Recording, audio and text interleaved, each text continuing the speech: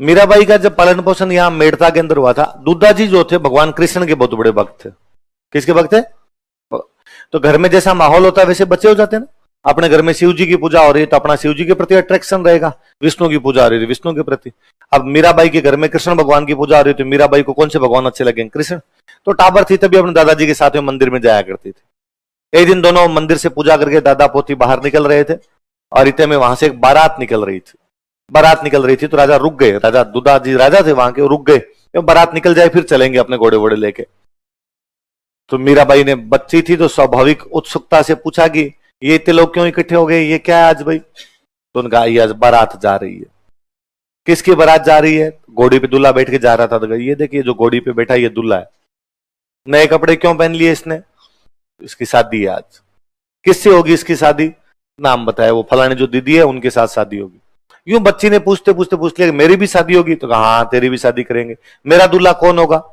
तो दादाजी को लगा यार अब बच्ची को क्या जवाब दिया जाए कि होगा तेरा भी कोई दूल्हा होगा। नहीं मुझे अभी बताओ कौन होगा। तो उन्होंने लगा क्या नाम लिया जाए? तो भगवान कृष्ण के सामने खड़े थे तो कहा ये है तेरा दूल्हा। मीराबाई इस बात को सीरियस ले गए। मीराबाई भगवान कृष्ण को अपना पति मानते थे। शादी हो गई, यहां मेड़ता रहे तब तो ठीक है, भगवान कृष्ण वाला माहौल था, घर के अंदर पूजा करते रहे।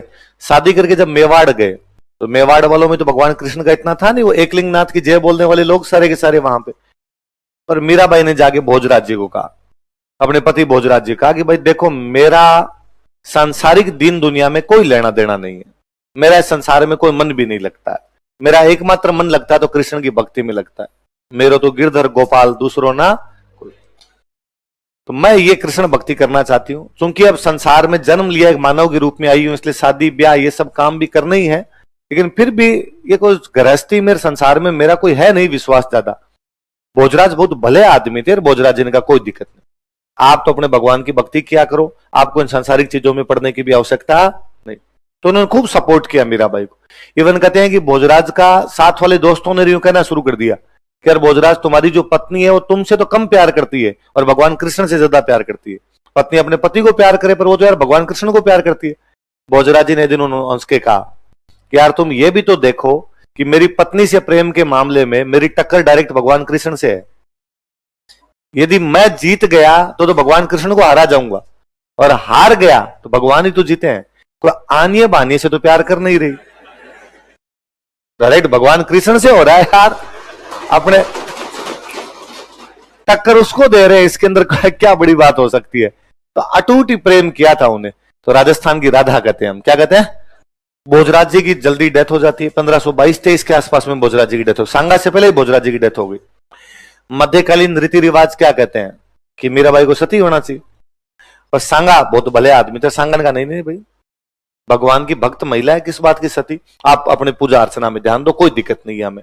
तो मीराबाई सांगा के जीवन काल में अपने वैसे भगवान भक्ति में लगे रहे। सांगा जब मरे तो मेवाड़ में राजा बने रतन सिंह, रतन सिंह बनते, रतन सिंह राजा बने तो वापस मीराबाई का चलता रहा, उनका अपने देवर से कोई क्लेश नहीं है।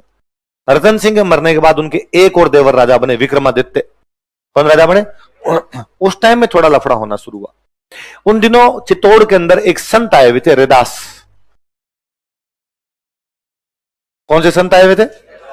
और मीराबाई रैदास जी को अपना गुरु बना लेती है। गुरु कौन थे? रैदास। तो रैदास जी पधारे हुए थे तो मीराबाई उनके सत्संग सुनने के लिए जाने लग गए। विक्रमादित्य ने इस बात पर आपत्ति की। पहले तो उसने कहा कि राज परिवार की महिला घर से बाहर नहीं जा सकती, आप घर से बाहर सरेआम सत्संग सुनने के लिए जाते हैं। दूसरा, आप विधवा है, विधवा महिलाएं से घर से बाहर नहीं जाती, आप घर से बाहर निकलती है। तीसरा, रैदास जी दलित जाति के व्यक्ति हैं, इनको आपने अपना गुरु बना रखा है और आपको ये सारे काम छोड़ने पड़ेंगे, आपको घर के अंदर बैठना पड़ेगा, आप ऐसे बाहर नहीं निकल सकते। मीराबाई ने कहा मैं ये तीनों ही चीजें करूंगी, मैं राज परिवार की महिला हूं उसके बावजूद भगवान की भक्ति करूंगी, मैं विधवा महिला हूं उसके बावजूद मैं तो ये घर छोड़ के महल छोड़ के सत्संग सुनने के लिए जाऊंगी। और रैदास जी एक संत आदमी है, मेरे को उनमें ऊंच नीच जैसा कुछ भी दिखाई नहीं देता। वह कोई व्यक्ति जो ज्ञान की बातें बताए वो गुरु है और मुझे उनको गुरु मानने में कोई भी परहेज नहीं। सब भगवान की संतान है, इनके अंदर ऊंचा नीचा नाप की कोई भी चीज नहीं होती। आपको जो अपना डिसीजन लेना लीजिए, मैं ये सब करूंगी। मुझे लगता है दुनिया में पहली महिला मीराबाई रही होगी जिन्होंने कहा होगा माई लाइफ माई चॉइस। आप कभी इमेजिन कीजिए इन चीजों को कि उस महिला ने एक साथ कितने टेबू तोड़ दिए थे।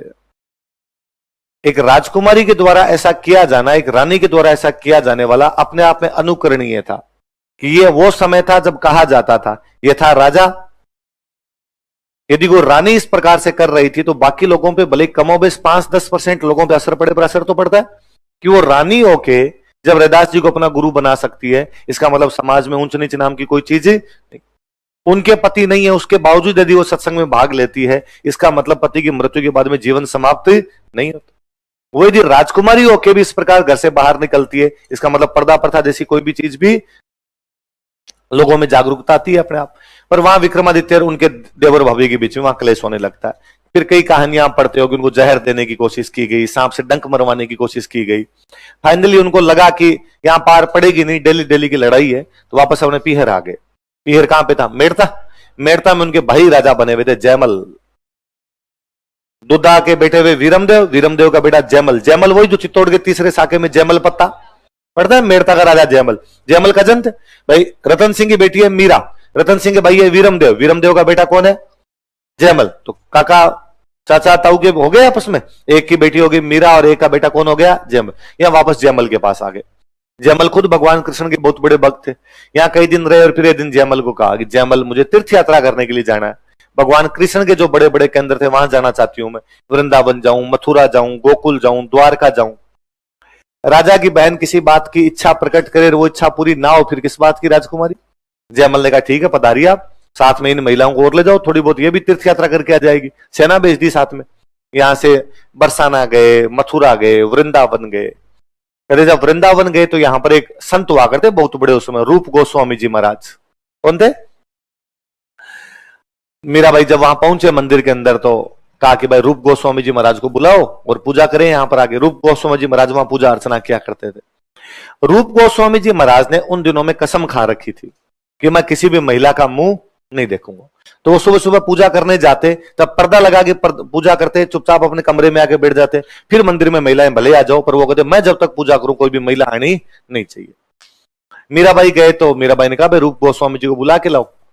तो गए जाके और जाके रूप गोस्वामी जी को कहा कि भाई मीराबाई आई हुई है और आपको पूजा के लिए बुला रही है। उन्होंने वापस कहा कि भाई मीराबाई को जाके कह दो कि मैं किसी महिला का मुंह नहीं देखता, इसलिए मैं नहीं आऊंगा।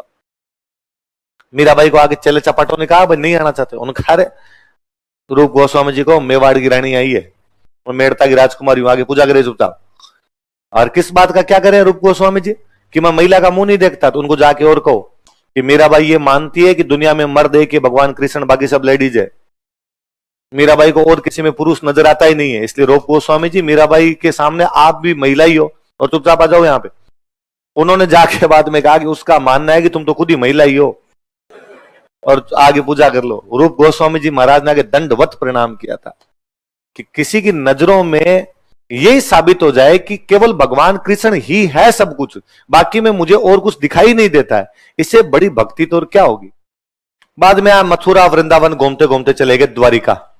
द्वारिका जाने के बाद में अपने जो साथ वाले थे उनको कहा तुम तो मेड़ता जाओ, मैं थोड़े दिन यहाँ द्वारिका रहूंगी, बाद में आ जाऊंगी। वहां द्वारिका में रहने लग गए।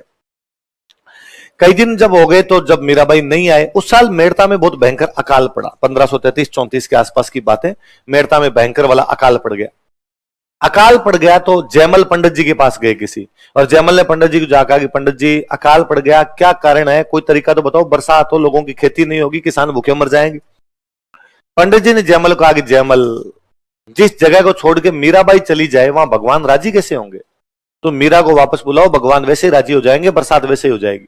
जयमल को भी याद आया कि यार बहन को गए हुए कई दिन हो गए, वापस बुलाना चाहिए। 5 पंडित जी भेजे कि जाओ द्वारिका से मीराबाई को वापस बुला कर लाओ। वो जिद करेंगे मैं नहीं चलूंगी, पर मुझे नहीं पता कैसे न कैसे करके उनको वापस लेके आना है। पंडित जी गए, उन्होंने मीराबाई को जाकर कहा भाई मीरा वापस पधारो, जयमल आपको वापस मेड़ता बुला रहे हैं।